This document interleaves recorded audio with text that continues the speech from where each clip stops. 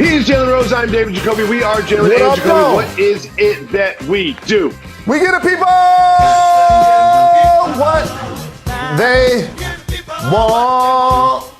We're going to talk about what to expect from the Cowboys and Ezekiel Elliott later in the show. We're going to show you the Tampa Bay Bucks Super Bowl rings, but we start with the Milwaukee Bucks parade. Jalen, I love championships parades because you get to see the athletes drunk. They get the most drunk at the parade, and then they have to talk in front of cameras, and it's one of the greatest things in sports. And, of course, we're going to start with the Bucks' P.J. Tucker.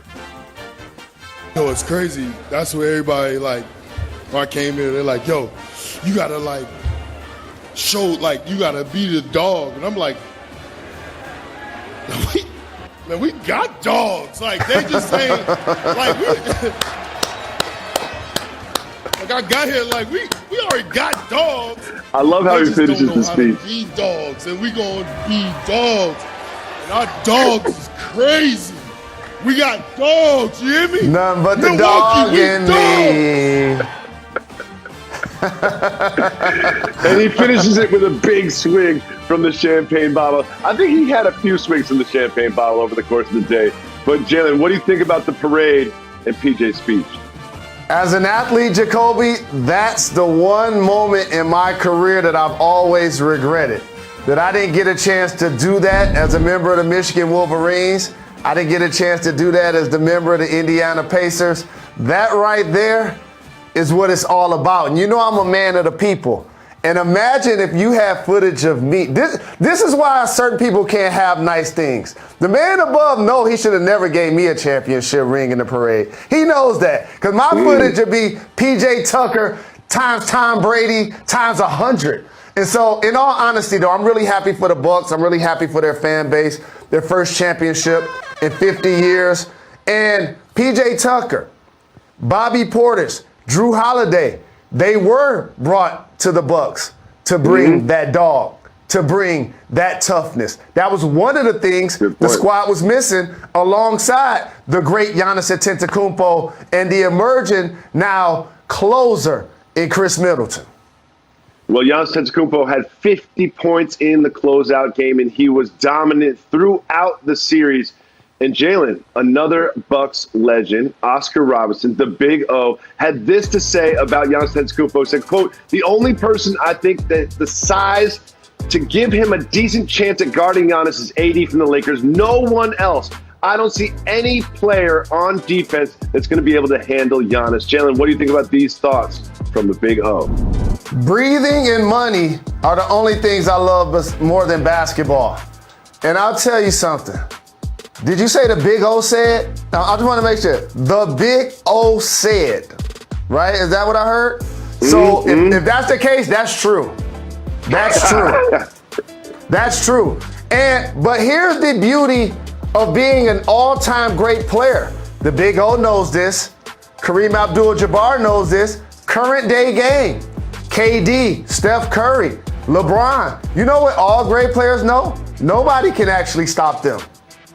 That's just how this works. Nobody can stop them. It's going to take a collective effort to slow them down. The Suns clearly were not able to do it versus Giannis. I think that's what I left that quote with as well. It's like, yeah, AD is probably the only individual defender in the NBA that could handle Giannis. But really what you need is a team effort. And the Suns up front just weren't big enough. Aiden seemed a little light and a little young. And then you had Crowder. They missed Sarge. But I think to stop Giannis, which we have seen before, is it takes a true collective effort from a team strategy to make other people on the Bucks beat you. But we're going to wait until next year to see if that can happen, because right now this is Giannis' time. He's in the Chick-fil-A drive-thru right now getting a 50-piece nuggets. However, a couple of his other teammates right now are doing something different. As you're watching us on this program, Giannis' teammates, Drew Holiday, Chris Middleton, are on a plane, fresh off the parade. Still got that champagne hangover. The champagne hangover is one of the worst hangovers, too. Fresh off the parade, still smelling like champagne. They are on a plane flying to Japan to participate in the Olympics with none other than their previous finals foe, Devin Booker. They are available to play Sunday morning against France for Team USA. What do you think about this tight turnaround, fresh from the parade, fresh from the finals, going straight to Team USA? I'm happy for each of those guys who continue to ascend in their careers in different ways. Devin Booker, as a young player, had a 70-point game, a 59-point game, and in his first postseason was outstanding, leading the Phoenix Suns to the finals. Nobody can say that they predicted that they would be there. Now, for Drew Holiday, he was an all-star early in his career with the Philadelphia 76ers, regained that level of play with the Pelicans, became a top-flight defender and two-way player, now goes to the Milwaukee Bucks, becomes the missing piece and a champion, and in particular as an improved three-point shooter. Chris Middleton, drafted by the Detroit Pistons in the second round, right? Now all of a sudden, a surefire, consistent all-star playing alongside Giannis, the second best player on the championship team, and a legitimate closer. I know and I appreciate the fact that they want to bring us the gold medal. And I know that it's a great opportunity for each of those guys. But we've crowned 2 NBA champions in 9 months. Usually we crown 1 NBA champion in 12 months.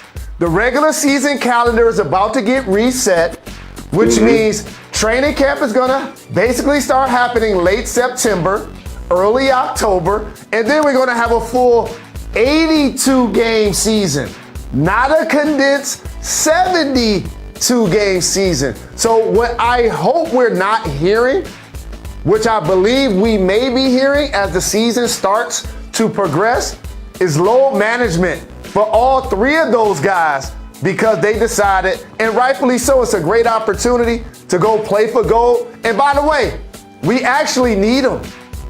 We need them.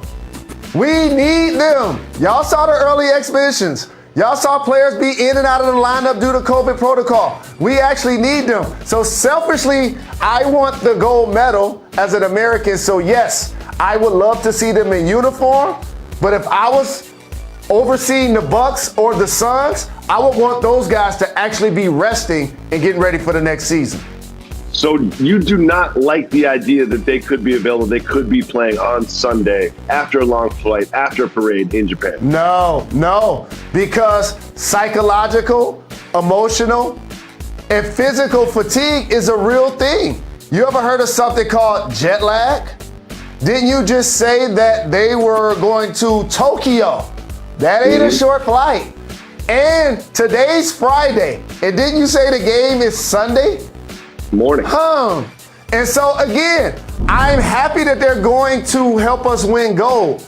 But if I was an owner of one of those teams, I would hope that those guys would be resting and getting themselves ready for the next season. But as Team USA, we need them. We really need them.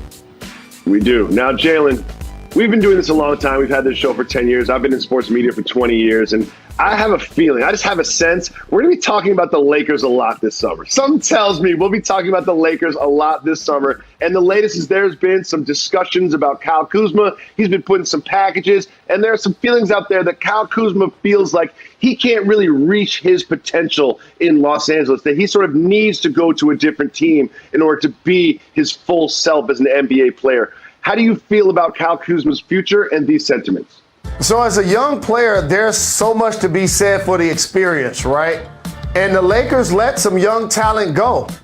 But it clearly was worth it because they won a championship. But Lonzo Ball, an ascendant player, now a knockdown three-point shooter. Julius Randle, this year's most improved player, helped elevate the New York Knickerbockers. Brandon Ingram, playing alongside Zion Williamson. They have something special.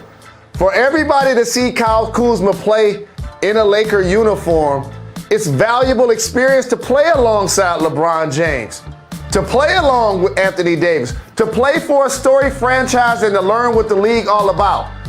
But to answer your question, the answer is actually no. He can be a champion in LA, but he can't maximize his potential just by the sheer geometry of their lineup. LeBron James and Anthony Davis are going to play the lion's share of the minutes up front, and you can't have all 3 of those guys really on the floor. So therefore, he's not going to be able to score the kind of buckets that he has the potential of scoring. I remember they were playing a game at Philadelphia a couple of seasons ago, and he had like 30 in the first half. Like, the guy could get buckets. And so don't think that if you put him on another squad, he couldn't be an immediate 20-point scorer because Kyle Kuzma can and will if and when he goes to a different team. This seems to me to be one of those perfect situations in business that we all try to look for, where it's mutually beneficial, where everybody wins. I feel like the Lakers do need to mix up their roster. I feel like Kyle Kuzma is a good player that deserves more minutes, a starting spot, a spot to shine and score and be a 25-point scorer, try to turn into an all-star like you mentioned Ingram and Randall did. I think this is going to happen. I don't see Kyle Kuzma in a Lakers uniform next year, and I see that being good for both him and the Lakers. Jalen, of course, the Milwaukee Bucks are champions, but let's not forget the